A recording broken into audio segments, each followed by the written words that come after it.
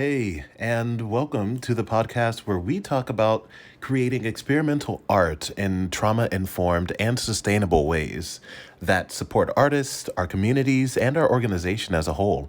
I'm your host, Micah, and you're listening to Any Other Anythings.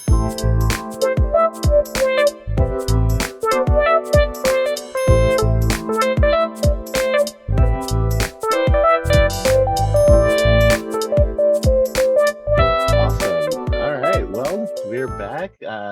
Another day, another evening with Any Other Anythings with Greybox Collective. Um, we've come full circle. I am back with our amazing founder, Molly, whom I'm sure we all know by this point. The beautiful mastermind behind this collective of great individuals that I've gotten to chat with over the last few weeks. And yeah, super happy to be chatting with you again.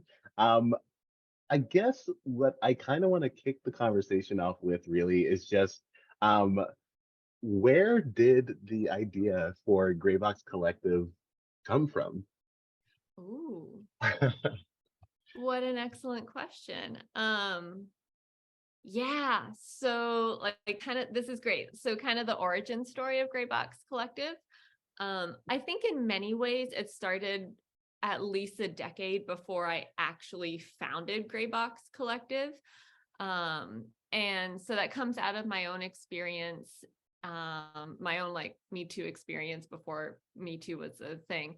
And in 2007, I happened to get a job on campus in undergrad where I was asked to combine the mission of the organization with the areas that I was studying. And so it was a victims advocacy, for lack of a better way to say it, department that I was working for, and I was studying dance and theater. And so I made a dance theater performance about sexual violence on college campuses. And that's really where like this whole journey started. And that followed me into my master's in education program, where I looked more deeply at the connection between the performer experience or the creative's experience and the audience experience, and started to be able to, from a research standpoint, draw parallels. And then like cut to 2016, when I was finishing my MFA in dance at ASU. That's where I kind of formalized all of this work and created an umbrella of Greybox Collective for it to exist under. So yeah, um, those are kind of like the clues that led to it over about a decade.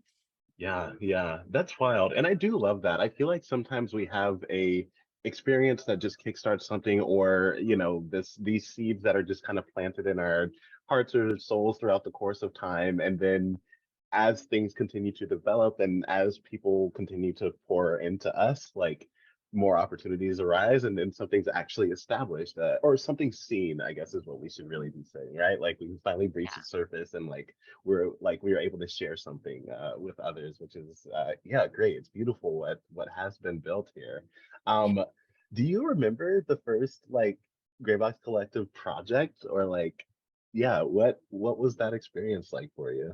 Yeah. I mean, technically, in many ways, what kind of like pushed forward the formalization of an organization around this work was that ASU wanted to hire us for Sexual Assault Awareness Month in April 2016. So it was like, ooh, shenanigans. I gotta get like, I gotta get a bank account. I gotta get like everything in order. Um, and so that was really, in many ways, the first project. I call it like our half season, like Sure. season, because it wasn't really like a season. It was like, hey, we were going to get paid, and I wanted to find a way to make sure that happened. Um, and like it was in the works already, but it definitely was kind of accelerated because of the opportunity. And then our first real performance was at the Phoenix Center for the Arts with a new box residency, summer 2016. The piece was called I Am Enough. And that actually grew out of the previous performance where one of the performers was writing I am enough on a mirror. And it was like, oh, like that's kind of feeds into it. And that performance was focus on like shame culture, mostly around like being in a female body and what it is to be in the US and live through all of that. It eventually became, so this kind of circles back to what we were talking about prior to we're hitting record tonight. I Am Enough became Fool Me Once, Fool Me Twice, which we had as an iteration in 2017. And then in 2018, we took that to Boulder Fringe Festival. So back to what we were talking about before, Yeah, I just yeah, happened to discover those photos that I don't think I've shared with anyone. So I should do that. yeah. Yeah. I love that. I love that. It's kind of funny that you mentioned the Fringe Festival and just that experience at Boulder, and now like maybe looking well. It's interesting because obviously everything kind of really got established in Arizona, built through the community in Arizona. And now, especially with COVID, that reach has been extended through these digital platforms kind of across the US and a little bit of an international reach now, which is amazing. And yeah, it is really cool how, like you said, it was almost like you were kind of propelled into this rather suddenly, which is, Yeah. yeah, it's like both exciting, but also like you said, it's kind of like an oh shit moment, like Yeah. all right, this is real. This is happening now. And sometimes that kickstart, that jump start is what we need as artists or individuals to just really take those next steps that we've maybe been sitting on, but Mhm. just haven't quite indulged in yet. Yeah. I feel COVID was very much that in so many ways. I think we would have reached this point of reconnecting with those of you who had left Arizona at some mm, point, but I don't think it would have happened, by season 7. Like that would be, I don't know. That feels like it would not have happened if it wasn't for a global pandemic. yeah, And I think as we've kind of been emerging, I feel like more and more artists are talking about like, I actually kind of needed like the world to shut down for a little bit. And I, I'm getting more comfortable saying that as well. Like, yeah, I needed the yeah, world to shut down. yeah. And I think in many ways your word propelled us forward even more once again. Yeah, yeah, that's amazing. I really do love that. So I'm actually gonna back up a little bit here. I don't think I knew you had a background in dance. I don't think I personally knew that you had a background in theater. Is Yeah. there like a show that you've done like back in your theater days that like still like is close to your heart? Are you like, do you consider yourself a theater nerd? Are you more of a dance person? Like, I am a little curious about that. Okay. So I definitely love musicals. That was definitely a part of my life of, I think, from probably like, was it sophomore year of high school to through undergrad. Like, yes, musicals were my thing. I still have a keychain of like all the different musicals, and yeah. No Um, way, I love that. Yeah. so musicals were definitely one of them. I feel like, so I went to the University of Maine, and uh, partially I studied theater in undergrad because I wanted to stay in Maine and I wanted to study dance, and that actually was not possible. I couldn't major in dance in the state of Maine. And I was like, theater is close.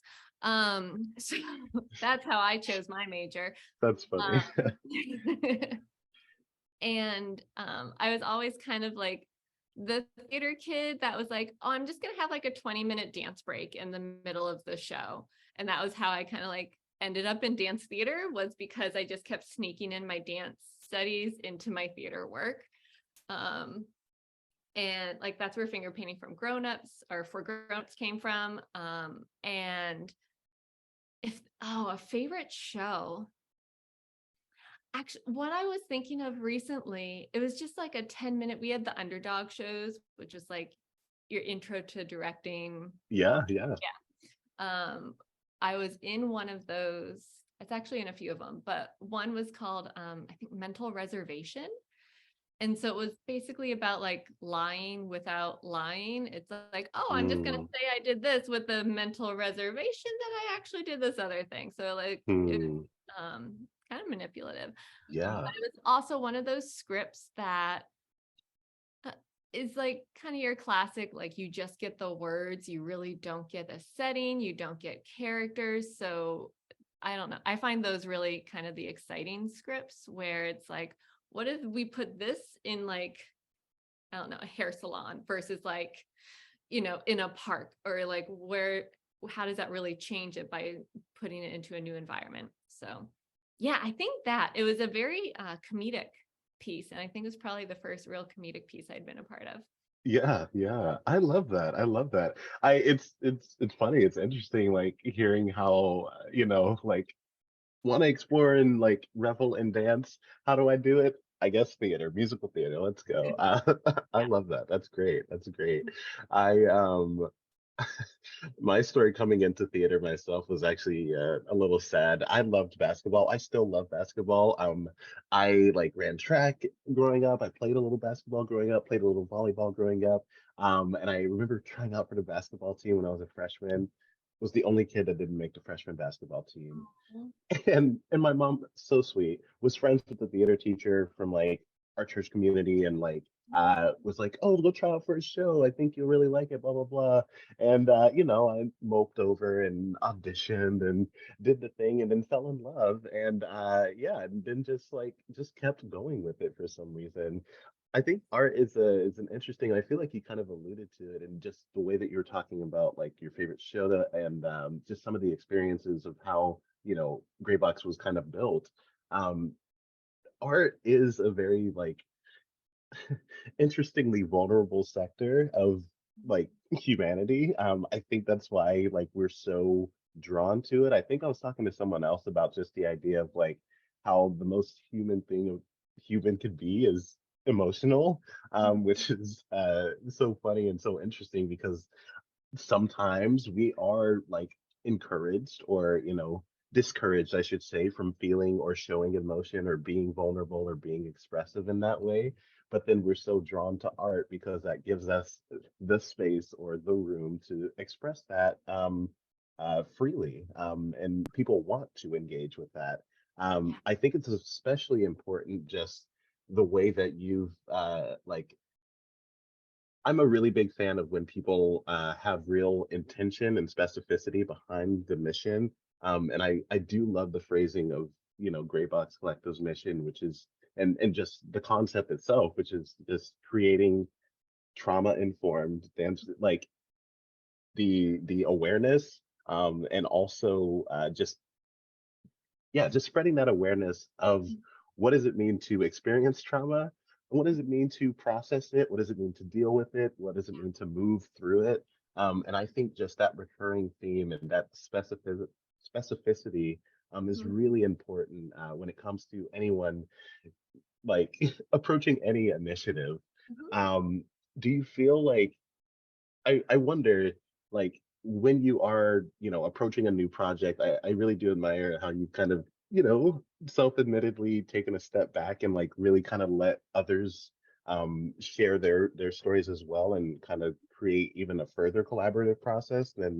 Uh and what I'm interested in is with the shows that you've helped curate over the years, um do you feel as though they've become less and less stories that you've personally resonated with?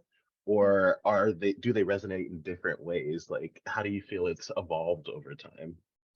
Yeah. There are so many ways I could take that question. I'll, I guess I'll start by just kind of tying it back into having listened to all the interviews that happened prior to us having this conversation tonight. Uh, it's amazing to me, just like my own brain function, I guess, of like I think it was John, your talk with John, where they were bringing up like some of the processes that they've been through, and it was like, oh, I forgot we did that. And Mm, it's interesting like how it has evolved, and like every step of the way it has been very intentional of just like this subtle little shifting, how to adapt, well, subtle shifting, and like COVID definitely was a bigger shift, but um yeah, it's interesting looking back. Like I got quite nostalgic listening to everyone's conversations. and just thinking of all that we have done. Like season 7 to me is like, damn, that's like a solid amount of time. Like we're closer to 10 than we are to anything else. And that's like, and so in terms of like, how has it evolved? I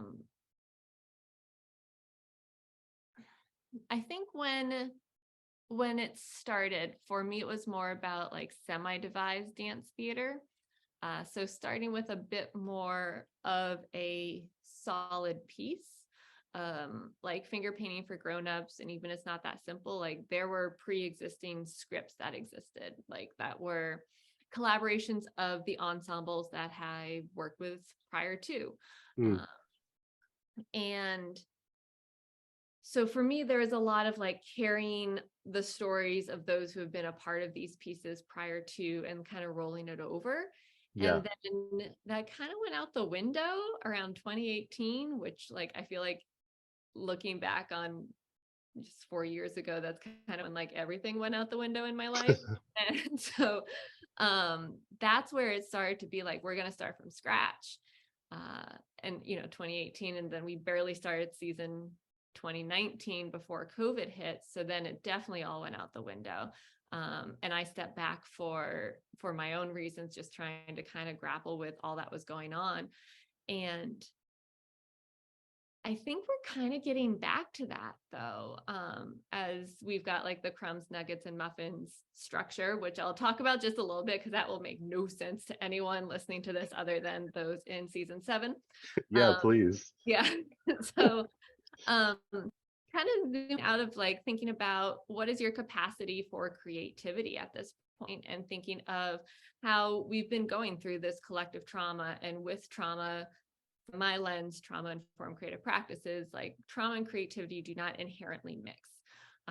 They can work really well together, but it's not like a match made in heaven by any means.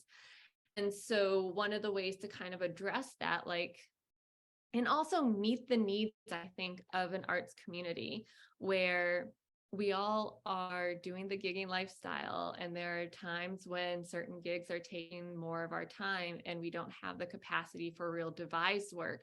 So crumbs, nuggets, and muffins as a structure is about tapping into that devising process at the point that makes the most sense for where you are at during this season. And so my parallel is to pumpkin muffins. Like, are you roasting the pumpkin? Like, are you really going to make this from scratch?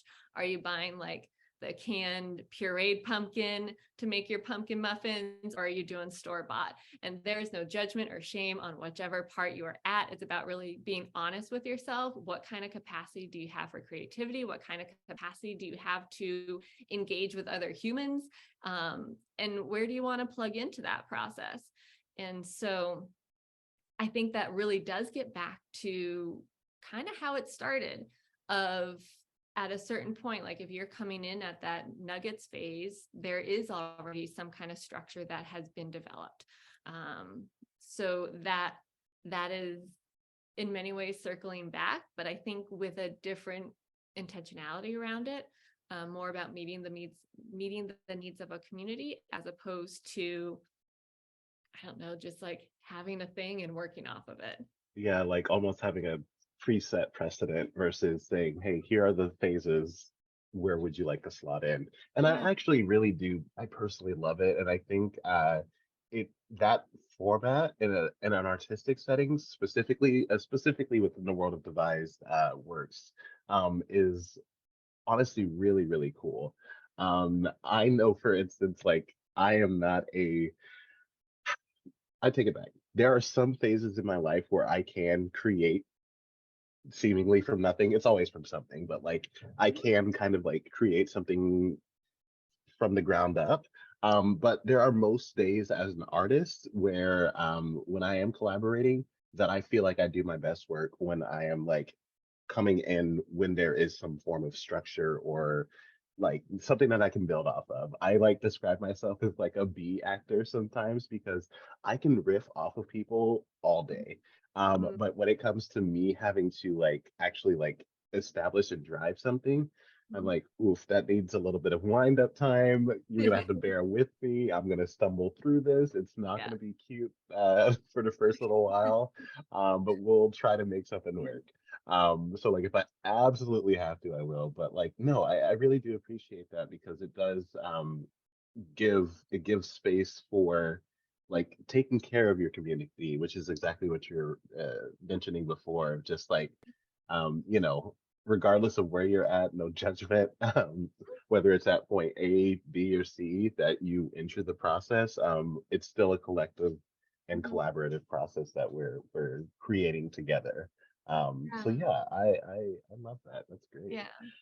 Well, and I kind of think of like devised theater as like what happens when a dancer makes theater anyways, Mm, because choreographers, dancers, we walk in a studio with nothing anyways. Maybe there's a song that we like. yeah, Um, but for the most part, we walk in with nothing. And so I think it's very natural for dancers to end up in devised theater.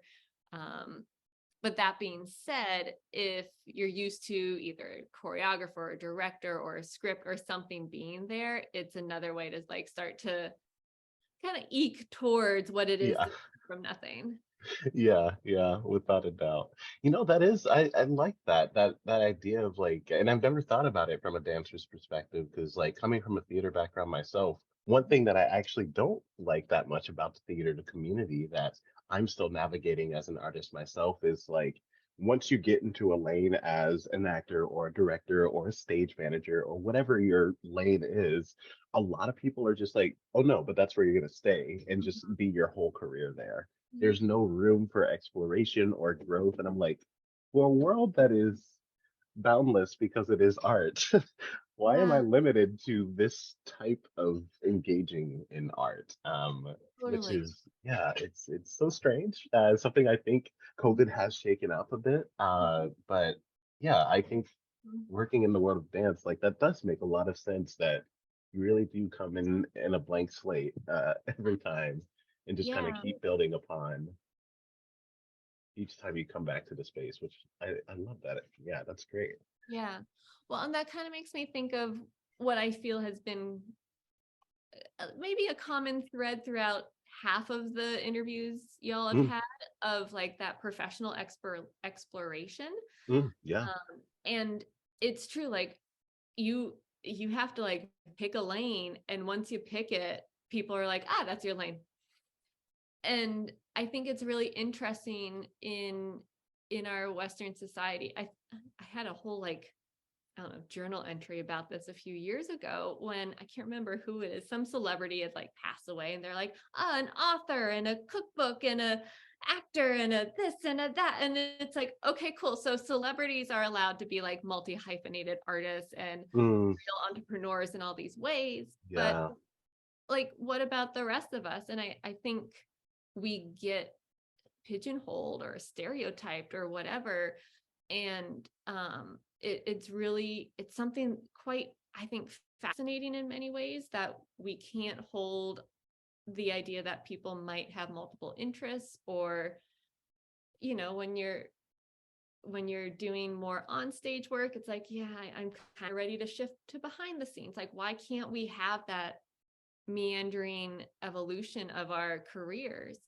um, and so I'm glad to hear that it was kind of a theme throughout, because it's something that I've also held as a great value within the company, that people can shift and explore. And I don't give a damn what your degree is in, or if you even have yeah, one. Like, what do you want to do? How do you want to express yourself? Do it. yeah, Okay. yeah, yeah. I love that. I love that.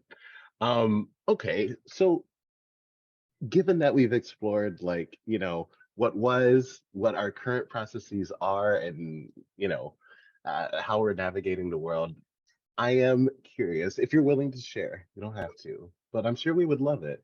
What's to come? What's looking Yeah. forward? What's going on with this upcoming season? What are Yeah. you thinking, Molly? What's the future of Greybox Collective?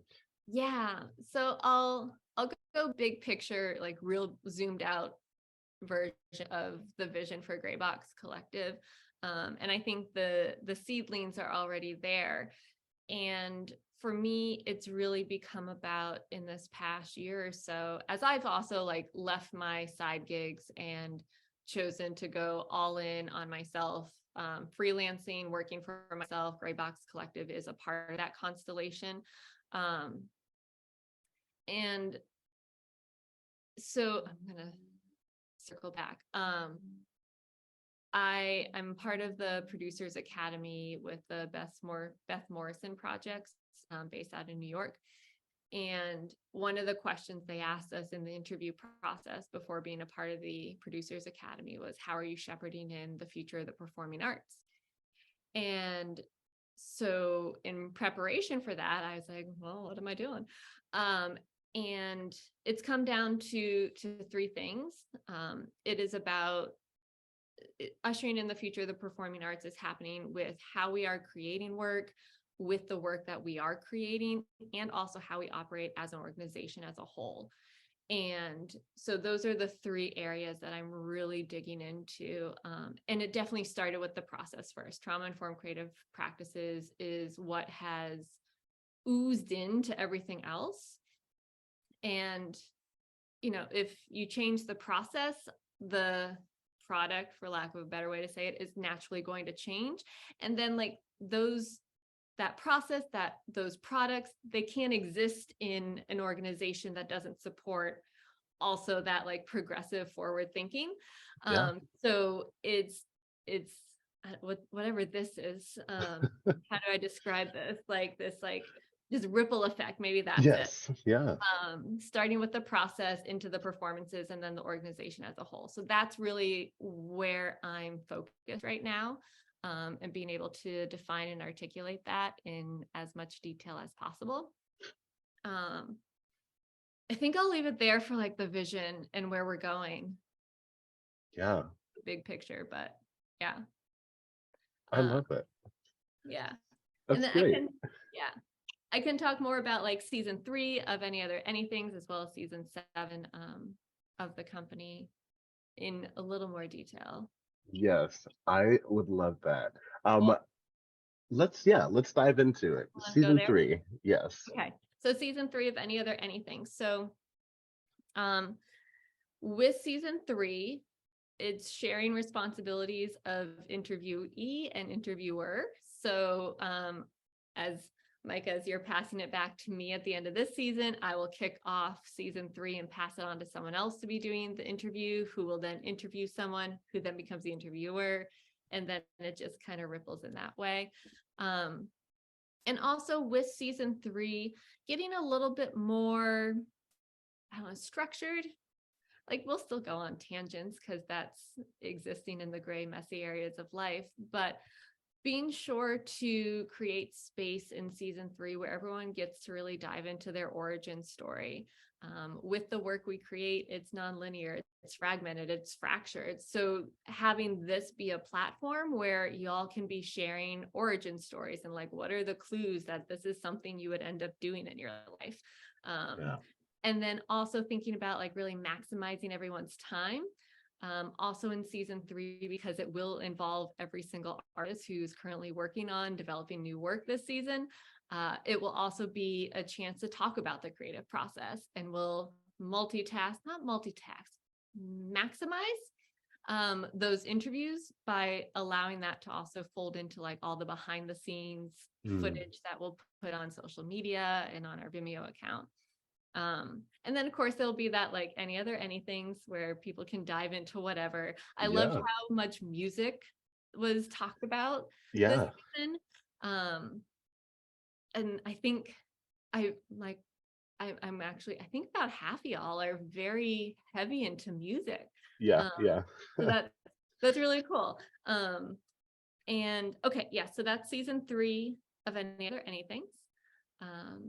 And then as we're in season 7, we're developing new work, which you were technically a part of the first iteration of back in 2017, Understanding Otherness. And I think it'll be, I don't know, I'm curious to hear kind of your thoughts of revisiting that content as we're working on both the digital side and the in-person side. Yeah, it's interesting. It's kind of multifaceted in a sense. Even just what you said there, like the digital and the in-person side is already a new element of like how do you understand that sort of otherness of like exploring these new avenues of artistic exploration and collaboration and sharing. I think that we've been able to expand our reach and stay connected, but also explore new ways to understand otherness. I think the timing of bringing this back is especially important. I feel like you know, uh, COVID was a very interesting time because it's like it was a double-edged sword where we really got to be the country as a whole, the world as a whole, really got to become really introspective and say like, what do I need? What do I value? What can we do to navigate this, pandemic era together? Um, we were able to realize that there are ways to sustain ourselves in ways that we otherwise would never have given a second thought to, which is causing the world as a whole and a lot of individuals to start giving a lot of second thought to, well, if we could make changes to this, what else can we make changes to that we just have accepted by default, just because that's the way it is. Yeah. And I think with a lot of that, there's a lot of abrasion that comes as things are being tested and challenged. There, unfortunately, has been a little bit less grace that's been given to each other. And I think a little less like patience or understanding, which is a little bit ironic because we just came through an area where we were all kind of forced to be patient with the world and one another and that timing. But I think, yeah, the timing of this is especially important now because, especially with tensions in both like political, personal, like, mental, the world as a whole is in dire need of that understanding, whether you agree with someone else or not, just being able to fundamentally understand like where they're coming from, see a new perspective, and have enough patience with yourself and with others to just engage in in helping provide a healthy space.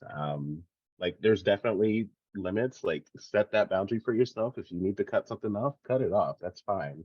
But I think at least being willing to make the effort to understand that otherness is especially important. So I'm super excited to explore this more, especially this day and age. I don't think it'll ever not be relevant because there's always something else, even as much as we expand our worldview and our experiences in our life, there's always going to be more. Yes. There's never a time in our lives where we will be all knowing. So yeah, I think I'm super excited for this. Yeah. Yeah, same. And the conversation we had this past week in our digital rehearsal was like, oh, it was so good. Because we got into the messiness of Mm, otherness and othering. yeah, Um, where I think we didn't really, I think we went like way too extreme in the first iteration. yeah, I think we also dug into like hate culture a little bit more. yeah, we And did. this Yeah. time, yeah, this Mm, time really trying to hang out in the like gray, messy area of life. hmm. And we talked about what is it, to be othered or also to like other ourselves when we're trying to separate ourselves from a group. Yeah. Like if we discover that either a work environment or social circle is no longer supportive to us, like Hmm. there is that separation, right? Yeah. Yeah. And it goes back to boundaries, which I feel like everyone's talking about boundaries now. So yeah, Yep, yep. yeah, I love that. I love that. Yeah, yeah, it's super exciting. It's really just fun being able to kind of revisit these concepts, kind of look in retrospect of like, okay, how was this interpreted at this stage of Great Box Collective? How can we reapproach this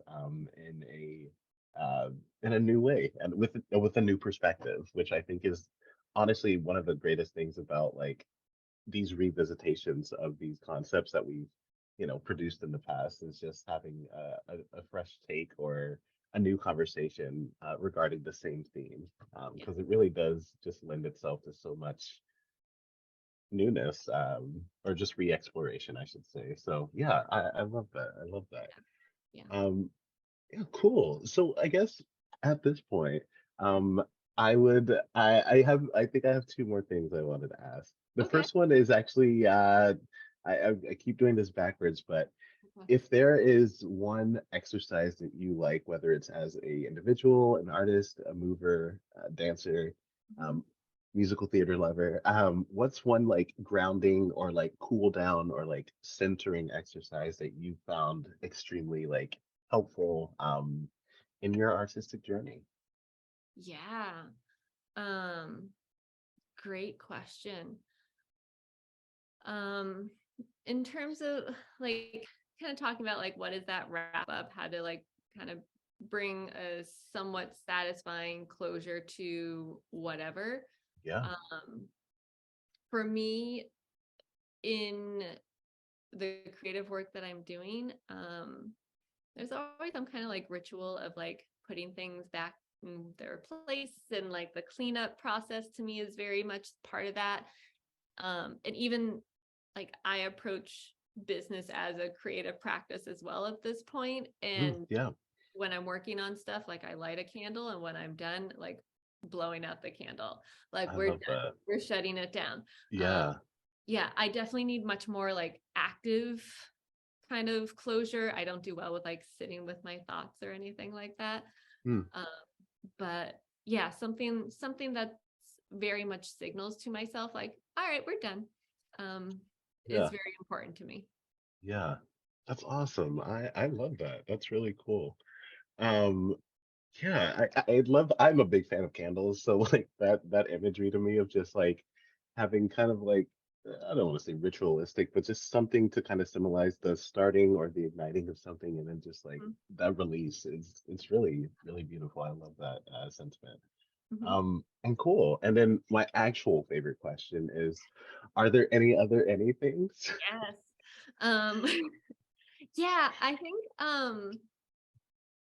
yeah, I just like as I was listening to the previous episodes, there were, I mean, a lot came up for me. Yeah, Just a couple things that I kind of want to either reiterate, amplify, yeah. contextualize something. One is what I wait, which one do I want to do first? I'll do that one second. Okay. The first thing is I think it was you and Adam maybe started this conversation. Mm, And I think you said, Micah, like artists that went against the grain, like in the face of diversity and saying yes anyways, and you're talking about that. Um, and like this resistance to change, but also seeking novelty and like mm-hmm. what is that human experience? And for me, like that's a huge part of the structure of trauma informed creative practices is Mm, this like really rigid, predictable framework where we can like we have that rhythm, we know what to anticipate because there are those very predictable steps, mm, yet we keep novelty by letting things be really fluid within each of those steps. yeah, um, and finding a way to have both the predictability as well as the novelty is something that is really important to me. um, yeah, and so I don't remember exactly what context you all had it in, yeah, yeah. but No, it's something that was very loud for me in a good way. yeah, I love that. No, that was a great moment that we kind of explored a little further there. Yeah, I don't remember exactly what instigated or like ignited that portion of the conversation, but yeah, there I really do believe there is something to just that that irony of like seeking change, but also when change comes, we're hesitant to like do it right away. Like we're like, oh, but what I have is already secure, or like even me, like just finally letting go of this day job that I've had, remotely in the States, even though it's not what I want to be doing full time. I've just been holding on to it for so long because I'm like, okay, I have this physical security. It doesn't always leave me the flexibility in the room to fully explore the other things that I'm starting to get more and more opportunities to actually fully explore. It is a bit of a leap of faith, which is, I think, something that folks are a little bit afraid of from time to time, myself included. Yep. Where it's like, okay, this could fail. It's a risk. It's a risk.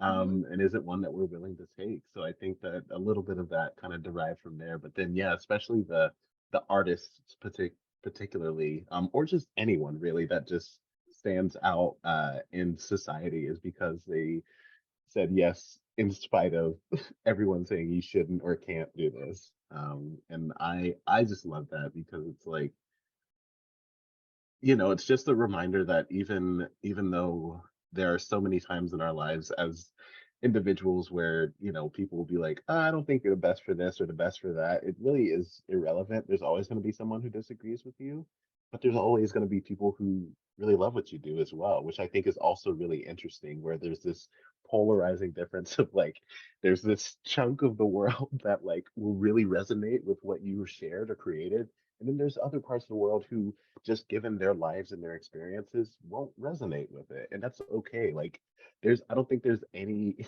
one person in this world that will fully resonate with every other individual in the Yes. world, and I think that's something that we need to like remind ourselves from time to time, and again, give ourselves that grace. Yeah. So yeah, I Yeah. love that. Yeah. No, that's great. Yeah, that's just I think one of the conversations that I was like, "Ooh," it's like I don't know, it's very like reaffirming in many ways of or another way to think about some of the structure and all of that.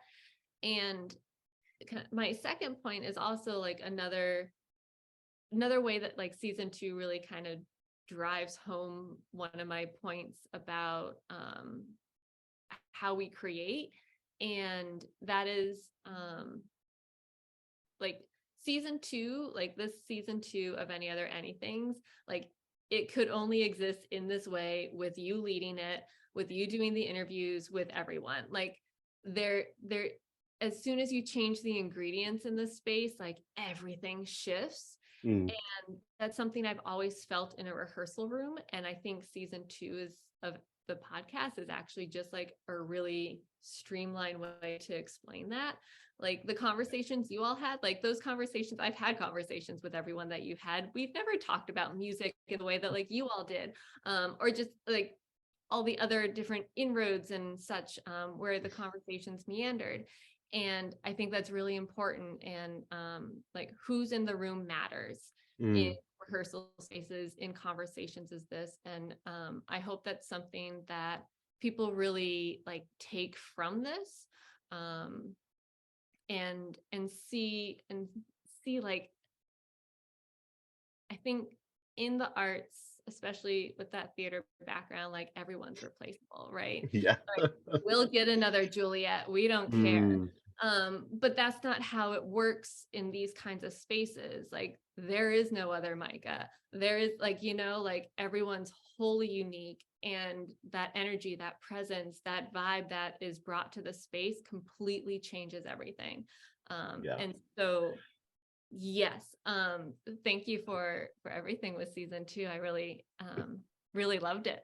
Yeah, I really and truly appreciate that. One thing that you actually just reminded me of, that's something that actually really resonated with me, that started happening in a couple conversations. I was trying my best not to like force it into each conversation because I didn't want to, but like it came up in a two or three conversations at least, where just this idea of when it comes to adding your piece into whatever the devised work is, where everybody really felt like they were another layer that Mhm. was being kind of added, or another chord, or like another note that was being added to the chord, or like another, like, fruit on the tree, or like whatever the case may be. Like, everybody felt that. I think one thing that was very consistent throughout the whole process, and I think you do a really fantastic job facilitating this space.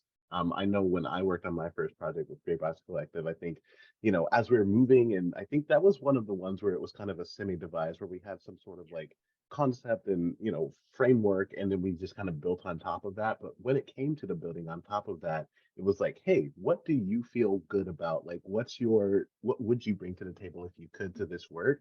And like being able to say like, I like words, and like be able to write some words that, we incorporated into the storytelling. And Adam, like working in his music, with the pause collaboration that I worked with them on, and like all of these things where like we could have our unique stamp on the work that we did. That again, like you said, there is no other Adam, there is no other Molly, there is no other Chastity. Mhm. It like all of these individuals do make up the collective that is Gray Box Collective, which I really do. Yeah, I love just that imagery and that truth being consistent throughout the iterations of what we've produced so far. So yeah, I really resonate with that. That's great. Wonderful. Um, can I ask you, like, now that we're at the end of season 2, any other Yeah. any things on your end? Yeah, I am you inadvertently like reaffirmed a passion project that I've had just in my heart for a while. Like I have wanted to kind of create like a collective of my own, like to help. Um, and it's really because it's back to the lane thing where I don't like those lanes, and I wanted to do two things. I wanted to create a space for artists that we could like basically treat them like employees of like a corporation basically where we don't have to contract and it's just like hey here's your salary, Yeah. we're like doing it and we're doing creative things, and sometimes it's admin work and sometimes it's performing and sometimes it's Mhm. directing and sometimes it's this and that. So like I recently actually got today approved for like because I got my permanent residency here in Canada, woot woot, and I got approved to actually start like applying for grants here and such. And Oh, I was like, man, I think in the new year I'm gonna start like applying for grants and like trying to really like lean into building out, this thing. So I might actually be reaching out to you very soon here, mhm, to like pick your brain to like, mhm, see how this all works because I do like this yeah, this experience with Gray Box Collective for me has really evolved in ways that I never thought it would. mhm. When I first got involved. And it's really lovely kind of seeing everything like really grow. And I loved when you were just like, oh yeah, it's great. I'm literally freelancing. This like my art is my life, is my work, is my sustenance. And I am like, you know what? That's just even a further sign for me to actually just jump into this full fledged. And Mhm. sometimes I have flashes of doubt, but I'm just like, you know what? Trust the process. We're gonna work through it. We're gonna put in the work and the effort and the energy. And yeah, I'm really excited to move forward with this. It'll be a long haul. It'll probably be a decade before I actually like breach the surface, but still, like just Yeah. being able to take those steps forward, I think is Mhm, just such an exciting time. So yeah, mhm. that's my anything. Wonderful, I love wonderful. it. Thanks for sharing. Yeah, not a That's exciting. problem. And I already have like a ton of thoughts. We can talk about it some other time. I But love it. yeah, I love it. yeah. I'm excited. All Cool. right. Well, sweet. I guess that's a wrap. It's been a joy. And I two. love this.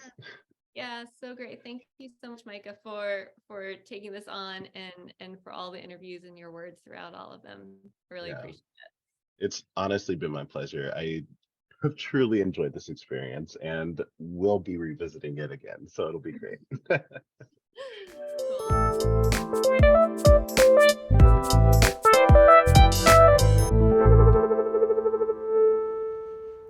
Hey, listener, thanks so much for taking the time and energy to listen to this episode of Any Other Anythings.